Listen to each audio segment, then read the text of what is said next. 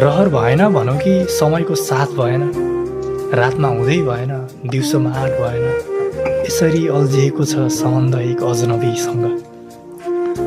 रहर भएन भनौँ कि समयको साथ भएन, रातमा हुँदै भएन, दिउँसोमा आँट भएन, यसरी अल्झिएको छ सम्बन्ध एक अजनबीसँग।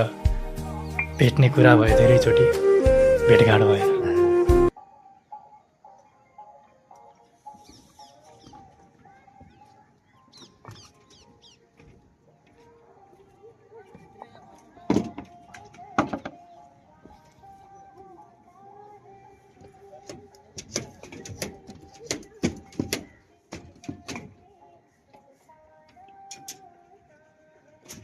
बैठक रूममा यसको 4-5 फुटी बत्ती रहेको छ। स्विच बोर्ड पनि ठुलो छ।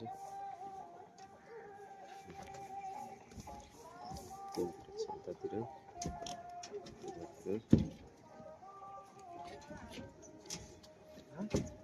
बिचमा वाल नलगाएको हुनाले यसरी सिलिङमा राखेको चिपत्लामा।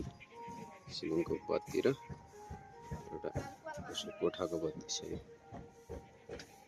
बैठकको र सिलिङको लागि एउटै हुन्छ।